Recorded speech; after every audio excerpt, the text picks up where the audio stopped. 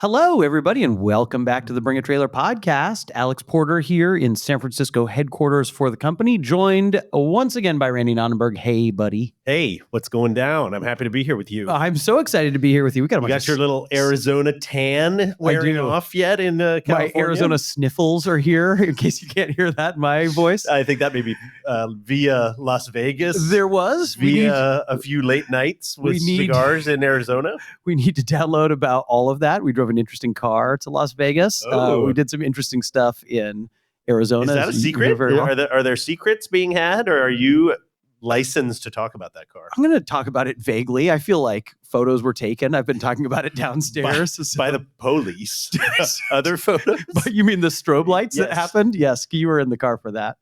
No, we need to download about all that stuff. And apologies for not dropping an episode last week. That's the first time we've done that in a long time. But again, we were all in car week and we're going to talk about that today. But before we do that, something interesting happened on the website related to Cadillacs, Randy, and we should probably talk about that. I don't want to make light of it, but it's kind of foolish if we don't address it. So we had this whole big AI deal happen. Yeah, absolutely. No, happy to talk about it. We've been talking about it as a team, obviously a whole lot. And it's a phenomenon we've seen before and caught it many a time. But we had AI photos make it through the team and make it onto the website.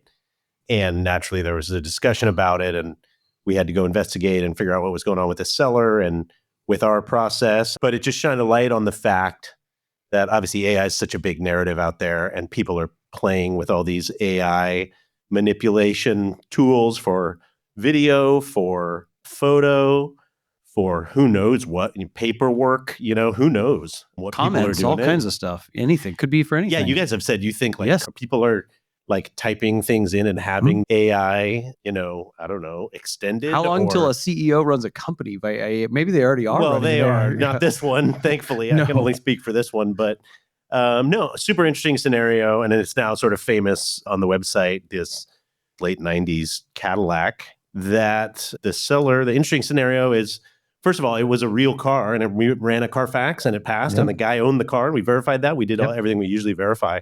But he, for whatever reason, wanted a different backdrop in the photos. And when he did that, it super messed up the car from the floor mats, which have now become somewhat famous because they copied the driveway pattern into the car. Cobblestone floor mats. And then the shifter was wonky on the column. The taillights were goofy. It put like generic wheels on it, like a starter kit car in a video game. Some weird stuff. Not a total surprise that it's on a somewhat random Cadillac sedan painted metallic champagne. It's like the perfect car for that to be manipulated. Anyway, we own the mistake for letting it get through the system. And certainly we have a couple cool things that we've already had in process, and naturally something like this sneaks up at a time when you're doing that. New software is available to help scan for manipulated photos. And obviously training of the team to watch out for this sort of latest wave of methods people are using. And also, we don't explicitly, when somebody walks in the door, we don't have like an AI conversation with everybody. So this shines a light process-wise on the fact that you actually have to be like, okay, so ground rules here, whether it's they check a box or they agree to terms or we have a conversation or whatever it is. Because as far as we can tell, part of the seller's point of view was like, well, I didn't really know it was an issue. Right? Which, correct. When it shows up on the website, like it's an issue for everyone. And we get this oftentimes, right? With people submitting something and saying, well, I didn't realize it was an issue if it's titled in someone else's name. Or, I didn't realize it's an issue that I whited out that letter of the VIN and blah, blah, blah. Right? I mean, we've seen so many crazy things. I can't find the VIN. I didn't know that was a problem. Yeah. Why would that be a problem? Yeah. So anyway, crazy stuff happens. More crazy stuff will happen. Probably quite a bit crazier than this. With the comment stream, the community management team saw what happened and the car was obviously withdrawn. But another thing I think is interesting is we all made the decision that leaving it on the site is the right thing to do, to show it 100% and to not hide from it. I have a sneaking suspicion that many other auctions that we know probably would have deleted that from the internet as fast as they could. Right. Which doesn't work on the internet. It makes the narrative even worse. Whatever else. Trailer's trying to pretend like it didn't happen. Right, right. Which is not what we're after, right? So Correct. We left comments and left it up there and it lives on. And it's, I mean, the photos are somewhat comical, but somebody just scrolling by who's into other types of cars probably would have never noticed. But once you open them, you're like, oh, interesting, right? Yeah. So anyway, lots of lessons there, but I think it's an interesting conversation and it's an interesting question around buying sight unseen, right? Our site and some others obviously have put momentum towards transparency and way more photos and increased confidence about buying a car that's far away from you and being able to trust in that. And that was the dialogue we had with a lot of our users and commenters is they're like, oh, well, this car has AI. What if they all do, right? Like sky is falling narratives. And I don't think most people would do that, but you never know how tastes shift and how technology shifts moving forward. Maybe in a year, 2 years, 10 years from now, people will be like, of course you AI all your photos on everything you do in life, right? Like everything from your holiday card to your, family album to your Instagram to your everything. I mean, it may just be almost assumed, which is somewhat terrifying to me. I don't like that at all. We always like when the photos are super honest, even if they're not the, photo album of the year sort of light dancing off the car and then perfect environment.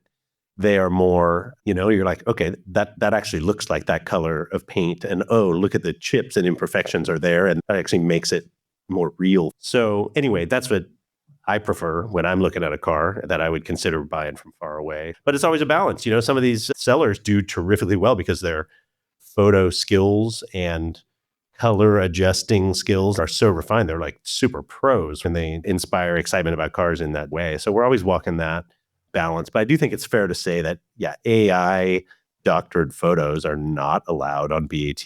And we stop them anytime we've seen them. And this isn't the first time they've been submitted. It's just the first time that it's snuck through. So so we're figuring out how to minimize that risk going forward. But I think it's going to be interesting for a lot of different sites on the internet selling cars. I mean, this is a problem for the whole industry that we're in. Right? Yeah, absolutely. This is very real. Yeah, it's certainly a topic. Will it be a problem? We'll see. I mean, it kind of depends on how people handle it. But I mean, a marketplace where there's no commenting and there's like minimal human oversight, right? Like we have humans on it for the whole process and helping you put together your listing and guiding you through the process and available all the time.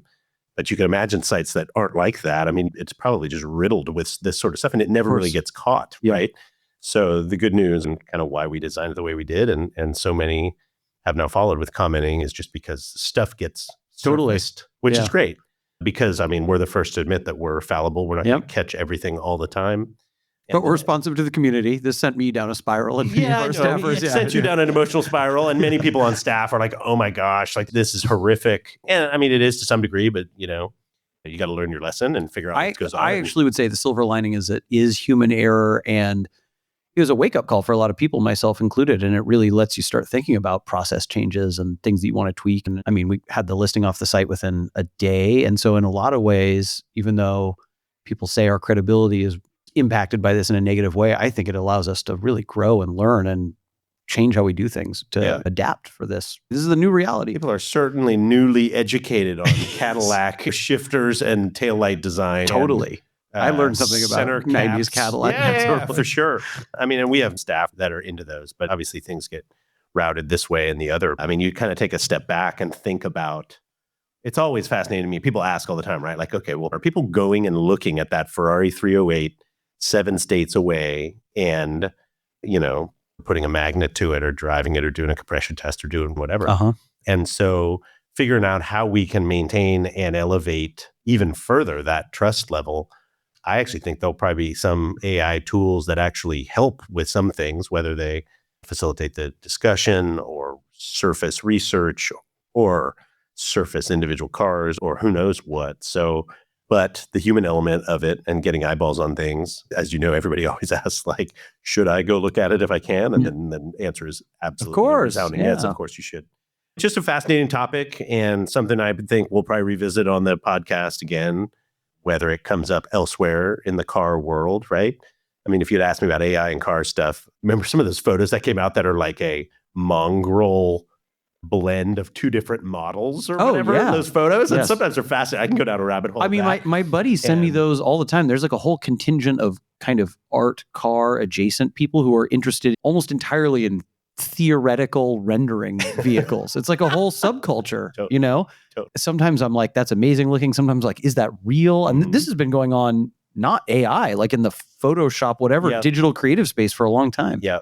And honestly, if somebody was a real ace with Photoshop or whatever, they could have done stuff like this for years and years. But it's just the proliferation of you can AI submit photos for a car you don't own. I mean, we face this kind of stuff all the time. That's why we scrutinize things behind the scenes. Yeah, absolutely. But a lot of people think, is it just going through on a computer, or does this just like go on the website and nobody eyeballs it? And it's not. And that's the good news and the bad news on this one, right? Both. Because the great news is that there's humans overseeing things, but the bad news is humans are fallible. Yes. Right? So you do almost 250,000 cars, and one of these goes through, and then people say, well, all 250,000 must have been AI generated. I know. So hilarious, right? I know. And you take your punches, and that's fine, and that can be earned. But the most important thing is just to be responsible and stand up and take ownership, and that rolls uphill to me. And figuring out what to do with that going forward in the right way and transparent way is what we do, and it's our ethos. So anyway, that thing will live on the site. People can come tell us how terrible we are. Yeah, Jalopnik can, dictate the rules of the road and tell us how that works. And good for them. And we'll move on to some other listings. But worth talking about. And we're obviously happy to field questions on that sort of stuff.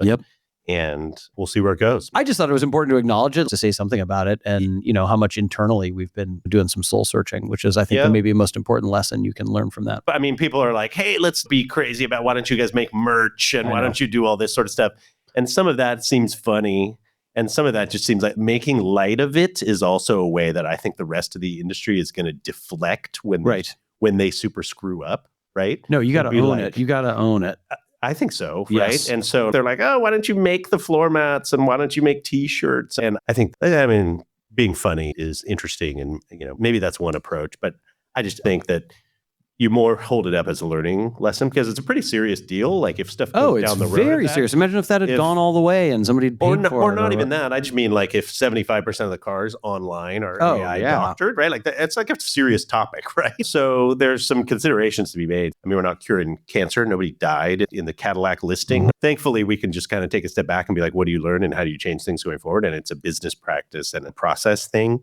But anyway, maybe I'm a killjoy. Maybe somebody needs me to lighten up. But I'm like, I don't need to go sell floor mats to laugh at the Cadillac. I kind of feel like that would be us coming off pretty insecure and like, haha, don't look at the process mistake. Like, look how funny this is, right? And I think a lot of random internet sort of slop is like that. And you could make it into a comedy show to distract. But I'd rather just deal with it and learn from it and move forward. And, learn a lesson. And don't do it again and figure it out. I've made so many mistakes here over the years. Early on, as you know very well, we'd make an editing mistake, a typo or whatever, and people would always tell us how terrible we are, and it always took it so personally, which I'm trying to get better at. I've 10 years in, Randy, I'm not better at that, but it did alter how we did things. So almost everything we've built organically here has been like, okay, there's a mistake we made. How can we learn from that lesson? Totally. And I don't think this should be any different than that. BATS had mistakes all through the years, right? Starting with me, numero uno, making mistakes straight out of the gate and learning from it and changing. And I always say BAT is the product of so many small improvements,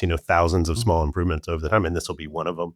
But did you see the dude that jumped in and said, we've finally jumped the shark? Did you see that? This was the, okay. Because I was first accused of that in 2008, like right when the website went on, and I didn't know what it meant. I had to like go internet search it, and I've always wanted to make a t-shirt that says that or has a BMW jump the shark, and then there's like 2008, 2012, 2014, it's like Randy 2020. Does it every 6 months. Randy is accused of this every 6 months personally, which I think is really You always stand in front of the firing squad though, man. I appreciate it. But that goofball phrase like came back out on this listing. I was like, okay, I've been here before. I've seen this movie before. The comment rage. But no, we just met them where they are and have an honest conversation. I'm sure somebody will bring it up at some BAT event or whatever, and I'm totally fine with that. Yeah, I'll use that to segue to Arizona, where people weren't really talking about it, but I thought they might be. But we spent that week in Arizona, and it was just a delight. We were at Auction Week last year as well. You kind of kamikazed in and out both years. You did that again this year. But I did a couple days last year and had a car to drive around and stuff. This year I was like Ubers and 24 hours on the ground. Totally. But some great folks we got to see. Oh my God. First of all, shout out to 911R, Matt and Amy Crandall, who hosted us at their facility in Scottsdale. But we had a gathering of BAT local partners, and it was so, I actually want to do some shout outs to some people here in a minute, but what a great party. What a great gathering. Yeah. Some people came just for that event And some people were there for auctions or, seeing people or going to different things. They've launched a Concours the week before. They're trying to kind of make it a car week or something, but it was a car day, or it was a car for you. Night for me. I did a couple more days. You did a couple more days. You went to see some of the circuses under the tents. Oh, heck yeah, I did, buddy. You were so jealous that you didn't get to go to Barrett. I actually was very jealous. I think going to those things just to observe, it's like a fascinating It was incredible. Slice of life, slice of Americana, and there's some fun cars moving around. The tattoo parlor at Barrett is as big as our office. It's like unbelievable. Oh man, yeah. Hud and I were talking about Tattoo getting BAT tats. We were talking about getting BAT tats at Barrett Jackson. Oh gosh, yeah. Well, hey, do what you got to do, man. I don't know how many Coors tall boys you were down. I had zero, unfortunately. I didn't have a turkey leg either, but I did go get a corn dog, and it was 18 inches long. Oh, I thought you were gonna say it was $14. Oh, it was $40 for a corn dog and waffle fries. Where do they make their dough? How do they make their dough? That's totally it. Is it on buyer fees? No, it's on food and corn beer. Dogs. There were like 6 Rolex boutiques, and like I talked to one gal who she's like, we are the number one buyer and seller of Rolexes for the NBA and NFL teams in Arizona, just like iced out gold Rolexes. And I'm like, this is at the Barrett Jackson tent. I love it. I love everything about it. So anyway, what a crazy scene. I went through the catalog. I picked out a couple faves from a couple of the auctions that were going on. But I mean, how many people came up to us and are like, oh my gosh, the cars that are going through BAT are what I follow more than the 10 auctions. Last year we walked through Barrett and it was all kind of resto mods up in the primo spots. And this year it was a totally different vibe. It was like supercars and modern Ferraris and McLarens and stuff. Yep. So that was interesting. I just want to give a couple shout outs. I have some questions for you and also just wanted to shout out a bunch of our local partners who were there. Again, Matt and Amy Crandall, 911R, who hosted us. Matt, a former podcast guest. Colin Comer there, podcast guest. Carl Thompson was a podcast guest, and his partner Jill. They're great. Compass Collective, a local partner. Adam Moore and Steve Kittrell from More Imports, podcast guests. High fives for them. Dude, so many. I just hadn't realized. Has Adam from Adam's Polishes been on the podcast? Have you interviewed him? I have not. He should be here. Yeah, he should be here. Okay. For an interview. So that's a potential. Our guy Adam from Vintique, formerly AJL 1988. Yeah. Also there. Shout out to him. I know he's a pod listener. So a lot of interesting folks like and a lot of podcasts. Game. It was like walking onto the floor at the All-Star game. Yep. Yeah, and they were all just shooting around, you know what I mean? Talking to each other. They were talking to each other, which casual. I loved. And I know that was something those guys had wanted to do, right? Like connect with each other and talk about it. Sometimes I worry that there's like a bunch of competition, but I think they really feel like they're part of the same industry. And there's many camaraderie. And there's so many geographies. And I'm sure there's some overlap for some clients or whatever, but thankfully those businesses are booming and people absolutely love the service of, dropping their car with one of these trusted presenters or consigners or however they structure it, and they list it on BAT, and those cars tend to do very well based both on reputation and quality of car and prep and all that sort of stuff. So anyway, obviously all these guys' businesses are booming. I'm sort of jealous. I kind of want to have a local partner business. You said you're like, eventually we're all going to end up as local partners. Yeah, that's like late stage online auction is everybody ends up a local partner for BAT because it's actually what you want to be. Yes. So anyway, it's really pretty funny. I've been thinking about that a lot since you said it. Until then, we'll build the system that's the best. No, we'll keep grinding away behind the scenes. Carl and Jill Thompson, that reminds me, shout out. We've got our event coming up in Palm Springs, which sadly you're not going to make it to, but a bunch of us are, and we're really excited about that. Did you see how many comments are on the posting? I know, and you guys are pumped and hanging out in Palm Springs, but it's not snowing in the mountains where I'm supposed to go have my conflict. So lately I've had a slight glimmer of a aim the car south instead of north, buddy. See what happens. So anyway, I don't want to overpromise, but I would love to be able to make that event. I'm gutted that I wouldn't be able to hang in Palm Springs with you. You're like the number one Palm Springs fan. I love it. I know you do. But I was surprised by how much excitement. I mean, like apparently I'm not alone. A lot of people are excited to get out there. Yeah, people jump out there, whether they're from SoCal and LA or they're coming in from other places. Yep. So anyway, that should be a killer event for us, kind of coming out of the gates. Exciting. I'm very excited about it. Any other AZ thoughts or anything else you want to share? No, I just think it's interesting. People are tracking results out of Me Come Kissing Me. People are tracking results out of Arizona. People are buying cars. People are moving stuff around. They sure are. I, as you know, have limited faith in the full transparency of what goes on at tent auctions. So a lot of cars pushed across the block. Just a lot of things. You're like, who was bidding on that? So I don't know. I trust results that happen on our site because we know how the transaction works and the viability of the transaction and the bidders. But good news is that things are flying through BAT too at the same time, right? Some of that stuff that happened right at the end of December was absolutely crazy. And even into Jan, like it jumped up to 800 auctions on BAT really rapidly. So, but people are always asking, oh, this is the barometer for the collector car market, blah, blah, blah. Is there anything you like less than the word barometer as it's applied to the car industry? Oh, gosh. We need a little more analysis. Is it a bellwether? Can we have some more analysis? Totally. Oh, gosh. Yeah, there's a lot of experts, but what matters is your VIN number on a particular day and, you know, what's it worth to buyers. So anyway, I like just watching stuff that's coming through and my watch list on BAT and, you know, seeing the kind of goodness that is transacting 24/7. Did you miss out on any good rods at Kissimmee? No. I didn't pay as close attention this year. You know what they had was Shelby's? You know, I'm into 65.6 Shelby's just like you are. And I mean, Meekum Kissimmee is an operation. And everybody's like all agog over these yellow Ferraris and stuff. And I couldn't care less about that whole collection. You didn't want the yellow brown 612 Sky hard pass. And I mean, what? And sorry, speechless. But then they're like not talking about these, you know, amazing GT40s going through and GT40 Street. There were Street. Yes. There's Mark III. Yes, one or two of them, and then like 4 or maybe even more actual 65 Shelby's. How are the results on those? Were they big? Yeah, they're all getting expensive, man. I wish they were cheap. Shout out Comer. I wish he's frothing. Stoked. He's like, get them more expensive.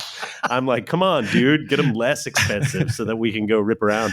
One sold for pretty cheap because it was like a flared out race car, which with tube frame. Oh yeah, you showed me that one. It was full rubbing his kind of a monster. Rubbing his race. I was not pro. Highly modified. Eleanor, anyway. I sure think you're swell, Eleanor. Totally. So anyway, that thing was cheaper, but man, they're expensive cars.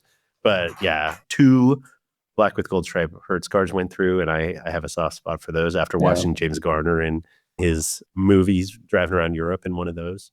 So anyhow. Oh, I told you I watched that documentary One about Formula One safety crisis last night. And then I need to watch this. How'd you watch it? It's on Tubi. I'm telling you, Tubi's You're the like jam. Mr. Tubi. Totally. And guess what? Can we say this podcast is sponsored by Tubi? They should send us some dough. It's free though. They don't have any dough. Just tell them. It immediately funneled me into Grand Prix. And so I started watching and I was just like, see, it's the best. It knows. And I hadn't watched it in a long time. I'm thinking about it for one of our movie pods. I know you just watched it in the UK and man, it is good. I forgot how good it is. And it's really good. And the whole Honda subplot. Dude, right away, it's your like RA272s. Totally. Oh my God. So anyhow, but he drives his daily as a Shelby in that. And that car allegedly exists still in Europe. Somebody knows it's that one. Yes. Wow. Which is pretty rad. Yes, that's extremely rad. Mm-hmm. Oh man. So anyway, that's what was going on in Zona. And here we are at the end of Jan. Let's talk about our own website. Would you like to do positive things? I would. You talked about big cars. I guess I could lead off with on Jan 19th. Ooh. Our buddies over at Silver Arrow sold a 918 Porsche for 3.2 million, an F12 TDF Tour de France for 1.8, and a Senna GTR for 1.2. That was all in one day.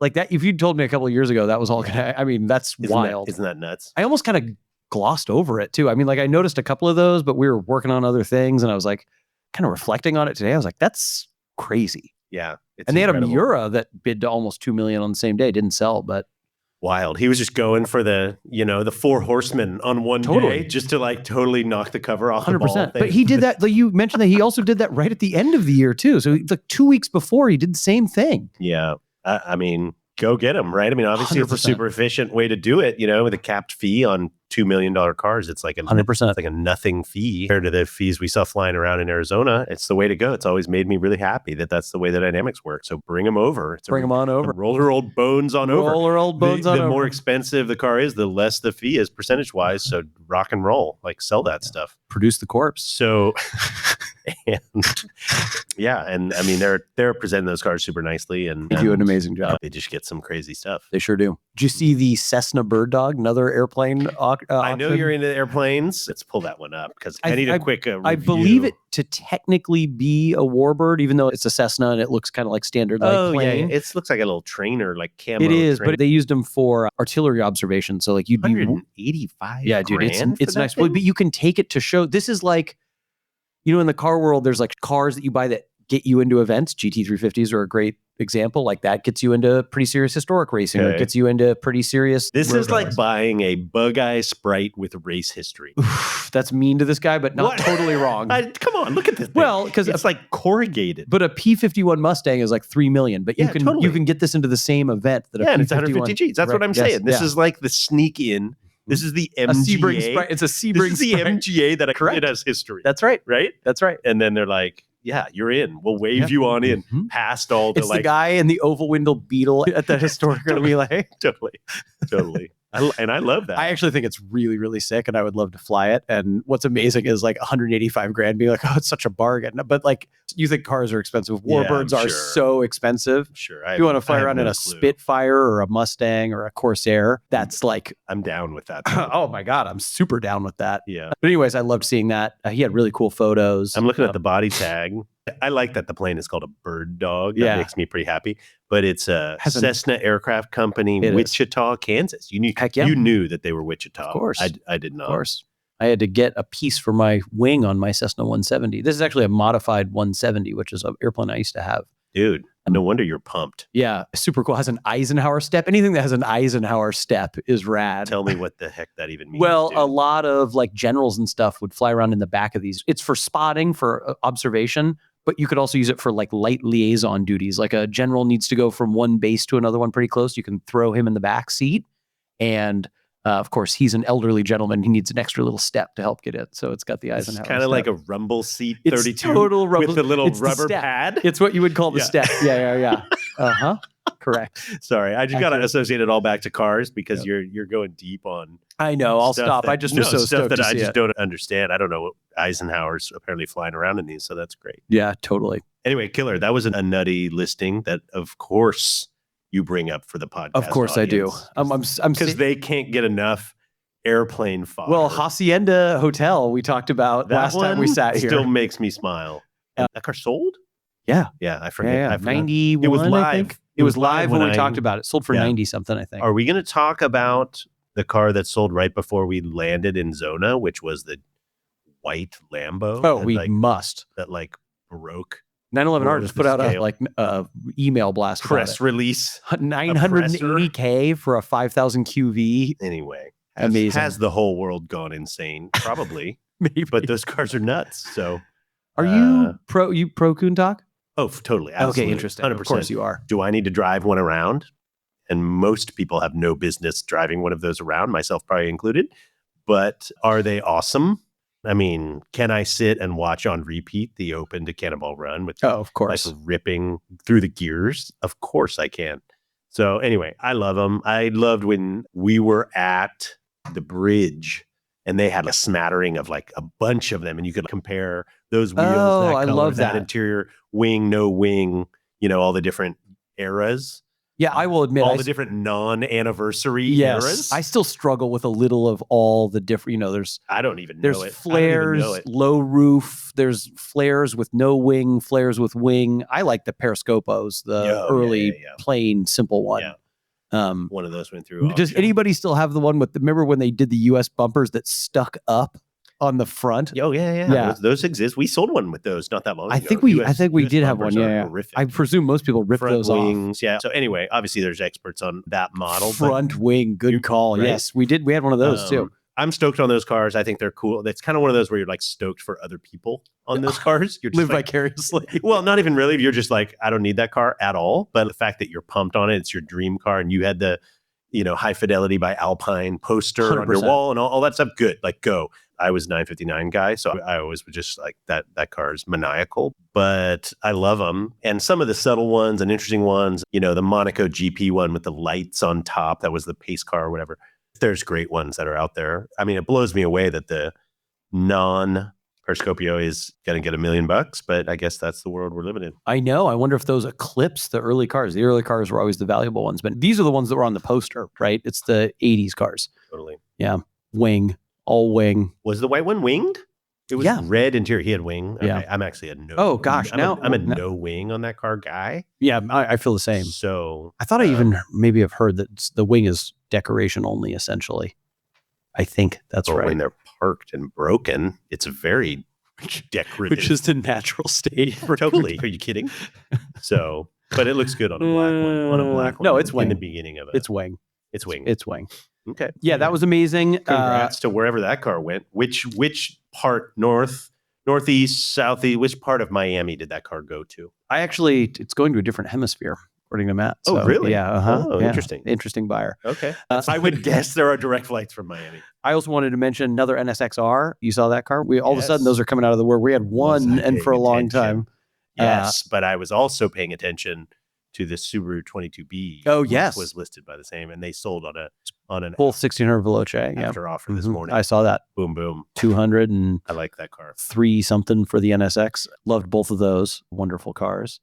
What do you got queued up? Well, I was going to talk one more result first before we really go deep on Honda S800s, which I need to do with you, Scat. Okay. The teaser is that we rode, you rode in it too, in an R34 Skyline. We drove around a little bit, and we had that green one sell basically the day the boys and I got up to Vegas, and everyone was very happy to see the value on that car. We had the green N-Spec sell for $445 or something like that.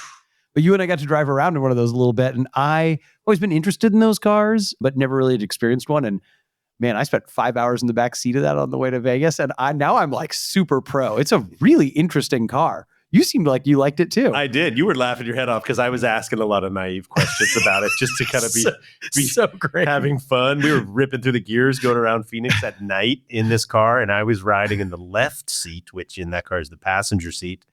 And yeah, you guys were saying that car gets like more reaction on the road and stopped at gas stations. Couldn't go 5 minutes without a trucker honking or somebody freaking out. It was pretty crazy. Is that right? Yes. Yeah. You guys have some cars that get noticed, so that's pretty crazy that one stands out that much. I guess it's Fast and Furious, or is it other influences? I don't know. It was like a lot of dudes in the 28 to 37 bracket. And Totally. we were at gas station stuff. It's like jaw on the floor and like almost quietly whispering, "Can I take a picture of it?" I've never actually experienced anything like it. They go into full like drooling, totally brain dead mode. A lot of They're the just cars like looking at it like, oh yes, wow, like time stops. Yes, when these people see that car, which is so funny because honestly, that age demo on most of the goofy stuff I drive is like, don't care. Totally. Like, so zero care. I've experienced a lot of interesting gas station moments, but it's either like nice yellow Porsche douchebag or it's what is that? Because I'm driving something that like nobody cares about. Totally. Or it's like, those are sweet. I love those. But it's never like this awe that I saw people have, which was fascinating. That's a amazing. new kind of gas station encounter. That's cool. It was really cool. I wonder if you also get that in Lambo, or do people think that that's still like trite and they're just kind of like, meh, here's a Lambo, bro? I don't know. That's a great question. Or if it's... You and I also drive cars where people are like, I loved those when I was a kid. That was my first car. Yes. That's like a kind of 50s car or like in a Beetle or something like that. When I was in your Falcon that one time, a lot of like, I love Falcon. Even non-car people being like, oh, I remember those. But this was something... Mine were to GTI, 16 valve, same thing, right? Oh, Men, totally. women, whoever, but they're not 25 years old. Yes. 25-year-olds do not but care. It would also be a non... care absolutely zero about that car. They just think it's an old piece of junk.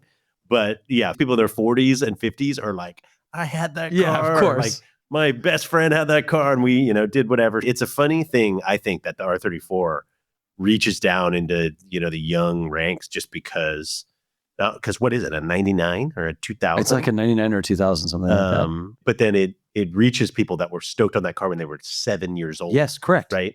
So anyway, I think it's pretty cool. I had fun driving around in it, seeing the systems, on the dash. Oh my God, it's so rad. And just, how the transmission sounded and the seats I thought were super interesting. I did too. I thought it was a pretty substantial feeling car, like the trunk and the wing and the body and everything. It was big. We packed so much baggage into it too. Is that right? Yeah, 3 dudes and like full travel suitcases, Bags trunk full filled to of the thing. Bags full of cash, leaving Vegas in an R34. What could go wrong? I bought Zach, we stopped in Kingman. I bought a dream catcher, like a $9 dream catcher, and hung it on the rearview mirror. That stays. And I was like, would Randy like hate this or would he find this funny? And Howard didn't even notice it. Then about like an hour and he's like, what's that? So great. Oh, that's your favorite, man. Driving through the Southwest roads and with bros and in a crazy car. It's the best. It's all I want to do in life. Like I don't care about any other car activities other than driving through the desert with bros in an interesting car. There you go.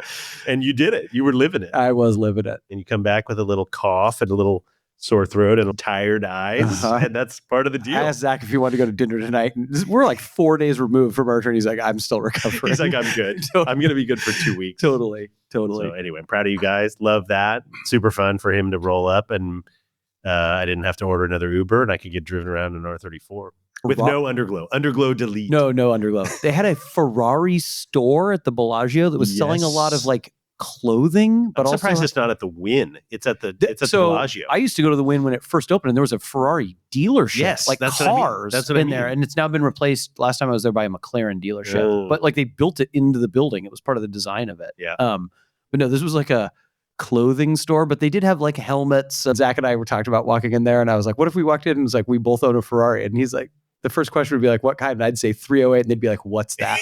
I've never heard of it. It's actually, all Formula One modern cars. Sir, we've never heard of that car. We don't believe that to be a real Ferrari.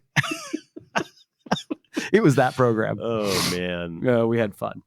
You said there's something else you wanted to bring up. Oh, there's plenty to bring up. Hey, this is going to drop on closing day of S800 Coupe, and I want S800 Coupe so bad. I've wanted a Coupe for so long. You're kind of anti-Coupe on those, though, right? I'm okay with the Coupe, but I think I'm into it's a little bit Hunchback of Notre Dame. Yeah, they're a little weirdo, right? Tell people what the car we're talking about. It is a Honda S800, so the last of the original Honda sports. Oh, man. See, with the hubs on it. I love interrupting you. I love telling you to talk, and then I pull up a photo. And then no one on the podcast can see. They can't see it, but all they do is hear you like gasp and sigh when I turn this happens the photo every around, episode. because I enjoy finding listings for cars, as it turns out. Red. That's probably a black red S600 Roadster. If I had to guess that you are showing. That is correct. 67, and they want all the dough, and it's in Europe, but left-hand drive. So original Honda sports car. It's not only that, it's the original Honda car. There's actually, we don't have one listed, and I don't know if I've ever seen one for sale, but there was an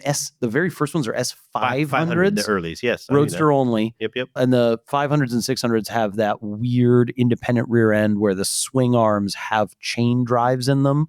Really interesting little motorcycle engines, roller main bearings. The Coupe came out with the 600, but the last ones are 800, so 800cc, still 10,000 RPM motorcycle engine, 4 solid carburetors. rear axle that looks like a little 4.9 800s have a solid rear end, which makes them a little simpler and leaf sprung. Mm-hmm. Still 4 speeds, but they've got those great looking wheels. And I do really like the Coupes. I'm such a Coupe guy. Man, I want one of these really bad. I've wanted one for so long. I think you're going to end up with one of those eventually. I don't know how or when it's going to happen or what the color or spec is going to be, but one of these cars is going to follow you home. Yes. The last 800 Coupe we had was 2022. So they just do not come up very often. That's pretty wild to think about, right? Like sometimes you miss a car and you're like, the next one of these is not coming for 5 years. Yes, correct. Right? But that leads you to making bad decisions, maybe. Absolutely. You're like, urgency. Yeah. It's urgent for me to buy. That's only light rust. Yeah. No, well, it's urgent for me to buy a sports car when I already have 2 sports cars that don't run. Correct. Yes. Perfect. That's perfect logic. That's right. I've been selling and I need to do more of that, not more purchasing. But I this love one is calling to me. This one is calling me. Anyway, the one on the site is super cool and people can go take a look at it. It's like an anthracite color. I think it was restored in the UK. Ireland. Came out of Ireland, which is fascinating. It's right-hand drive. They did make these in left-hand drive, but this one is right-hand drive. I think I sent you the listing, or I was teasing you about the listing like a month ago or something. And then, as it tends to be, it shows up on BAT. Yeah. Here's another car. You and I were talking rods. We saw a rod at Crandall's that's the listing is being worked on right now. It's about to be live. The Vic Edelbrock. You're not going to talk about that car, are you? Is that car going to be live when this airs? I think so. I love that. That car is so good. Yeah, we got to check that car out up close. You and I beelined to that car. And I was stoked on that car when it was in Monterey. Interestingly, it's sold in Monterey, but it's sold maybe kind of soft. I don't know, but whoever owns it now wants to turn it on BAT. But it's Vic Edelbrock Jr.'s car. This is not the senior 32 car. Ford Roadster, It's a full junior- fendered. Yep. Full fendered car, but it has the same lettering, Edelbrock lettering as his dad's car had. I was actually just reading the Hot Rod Mavericks. What's the book called? They made a hardback. I've had that on my bedside table. I've been reading. My dad through it. keeps asking me to bring it back because I had it at my house for a while. Chuck wants to read that again. I have The photos in that are we had to pull up what the real name is. But anyway, in the write-up about Vic Edelbrock Sr., it's just a classic pick.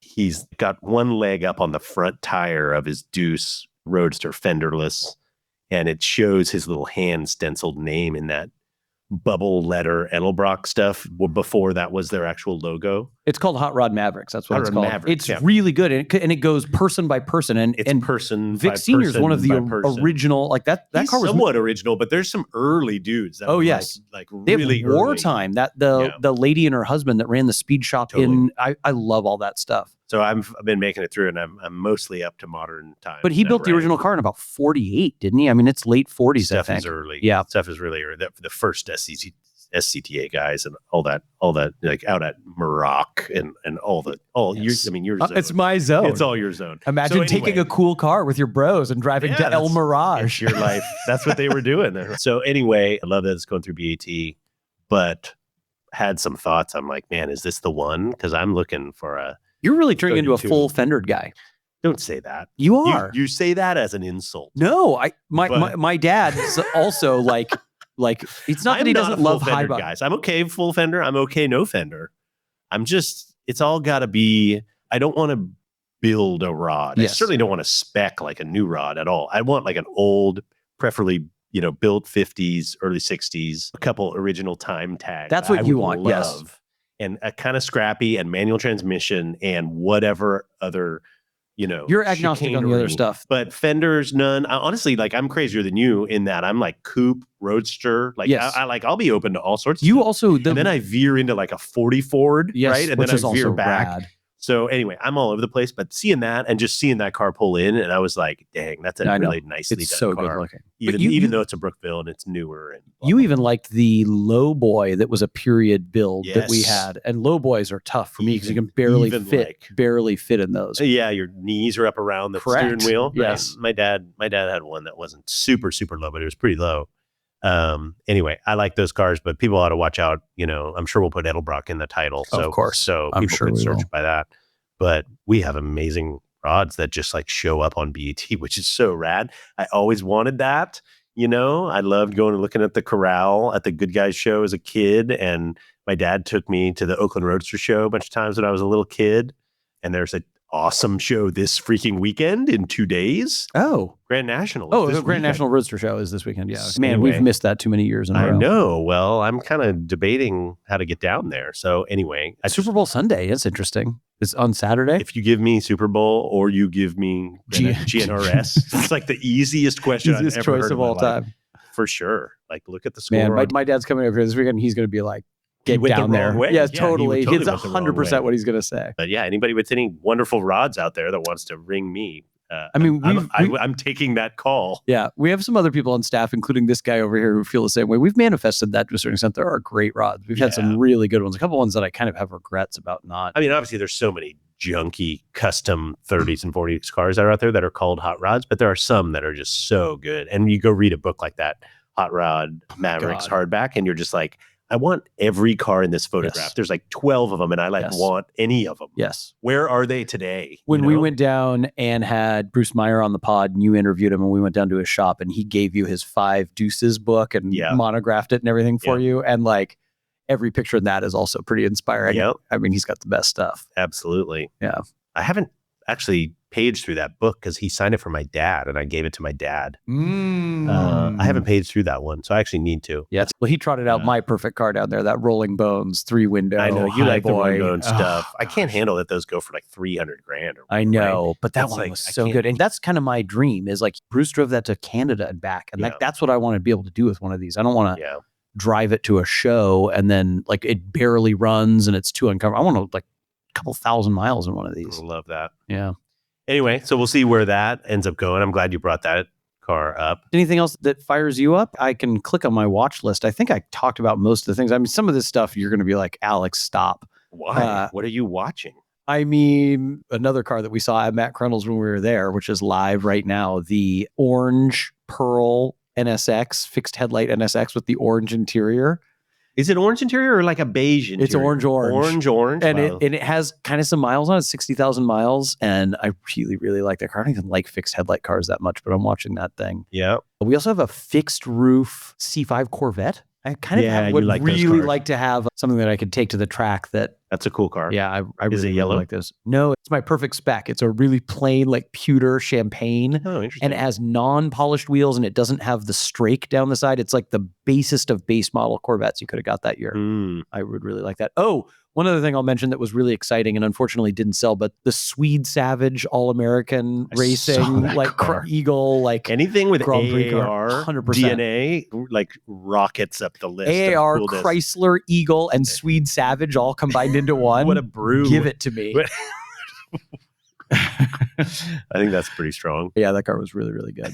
I could go on like this forever, but I'll stop. There's a Chrysler 300 on the site, which I saw that red. It's sometimes that's another car where you got to kind of wait around. They're not selling that much. C300s, you mean 55s, right? Yes. I think the Ford GT static display vehicle is fascinating. Have you seen this? Yes. 1-to-1. It was like used at auto show debuts or in the Ford design studio. Somebody's got it over $100,000 for the drivetrain-less. I know. Non-real car. Did you see the price on the Wood Ford GT also? Freaking crazy. A 1-to-1 scale wooden model of a Ford GT. Yes. And that crazy was some dough, wasn't it? I forget what. I'm like scared to say this without verifying, but I thought it was $100,000. I think you might be right. Yeah. Oh no, sorry. $151,000. So a car you can get for $4,000. Can you get them in the $3s anymore? I don't know. Maybe for one with like a lot of miles and mods or something. So call that almost half of an actual car. But is it 1-to-1? I don't know. Maybe it's a pretty crazy item. Like hidden on rarity, Alex. Find another one, Randy. Another one out of a different wood, and you can also be one of this one. one is the finest mahogany. I'm sure it is. We also sold a Fox hatchback LX 5.0 modded for $80,000 US. Yes, that's right. Did you see that car? There's a notch, right? No, it's a hatch. LX. I didn't see that. But it's Coyote and like crazy modded, blah, blah, blah. And people are paying up for that. That's crazy. 823 comments on the wooden Ford GT. I love that. It's good stuff, man. I'm glad to sit here and laugh with you. I love that. Anyway, got to laugh, man. Got to enjoy this stuff. The other 32 Highboy Roadster that I sat in at. With the nailhead? With the nailhead sold. That sold for 85 G's. That was on my watch list. That is Sorry, I just keep going. I call them Pajaros, but I know it's a Pajero. There's an Evolution Mitsubishi. Oh, you love SUV. those. I love them. Sold for 30K. Automatic. Take the automatic all day for the discount. I think that thing's rad. But the automatic and the nailhead deuce, you'd have to change. Correct. That is correct. We've had a few Espadas. Those turn my head a little bit. The silver one, that's got to be the record price we've ever sold a Spada for, don't you think? 200 plus. I haven't. And then little things sneak through, like a Ford Escort RS Cosworth blue on Compomotive white wheels that are unbelievable. And then the Espada yesterday was $235. But the one we sold before that was $228. Wow, is there an Espada madness happening? There's a frenzy. Yes. There's an Espada frenzy. There was also a 32,000 mile 82 Audi Coupe 2-wheel drive that sold for $30,000 US. That's insane. We sold a Lada Niva, which is a car I actually kind of like. Really? We sold an ex-Doris Day Benz sedan that had been in LA forever, which I thought was awesome. And you're following all the best stuff. Dude, Doris Day. I follow stuff. I follow so much of it. I love typing Doris Day into the BAT search bar. That makes me really happy. This is kind of had it for a long. This is kind of a Nonnenberg spec too. It is. I thought about it, except for its big bumper. I know. It's kind of like, and you also want short wheelbase, right? I'm either one at this point. I just want one with ski racks, and I want to drive around a ski town like some kind of villain. The body color hubs and stuff, yes. It's really solid. I want hubcaps. I really like that car. You could fix the bumper program. Man, this is a good car. A lot of work. I did that on the BMW. Euro bumper swaps are a pain in the neck. It's got all the original plates and booklets. This is a good car. Anyway, that was a very good car, and somebody grabbed it. What did you go skiing in? Oh, I took Doris Day's 450 SEL. Right? Yeah. I've actually been shopping vintage period ski racks that would go on Oh the my top of a God, Benz. of course you have. Like in the gutter. Yes. You can get the US ones or you can get the Euro ones and then throw your skis on the Those roof are the of that ones car. that almost look like they're made out of like cheapo aluminum Extruded from like aluminum. Yes, like totally. out of a window frame. Yes. Or like a screen. But they're chromed a lot of times. They Sometimes they're totally chromed. look like they're a window screen. a They wi- look like they're about to collapse. The problem is the rubber inside them that goes around your skis is like 50 years old. Of course. And everything. It's just like the whole thing I is know. kind of a brick. But you got to have those. You got to have skis on the roof. Of course. There's a Bond movie where the villains drive a fintail with skis on the roof. And when I had my Benz that I drove daily, I always want my 230S. I always wanted to have skis on the roof of that car. So anyway, it will be mine. You will have a Honda, little S800 coupe, and I will have skis on a Benz in a ski town while everybody's driving their Escalades Oh my around. God, and I'm going to so roll around awesome. in an old With Benz chains with on the back. My dad's going to be like, you have Oh, regressed. he's totally. You have regressed far. There's going to be judgment. But we're going to have some fun. Awesome, dude. Well, thanks for doing this. That's always a pleasure, dude. Go to Palm Springs. Have everybody show up in Palm Springs. It's happening. It is happening. It's happening. Maybe. I don't know. I'll see if I can meet you there. Thanks for hope having you me can. on. Oh, no, it's always a pleasure, man. Thanks for joining. And Yo. thanks to all of you for listening, and we will catch you next time.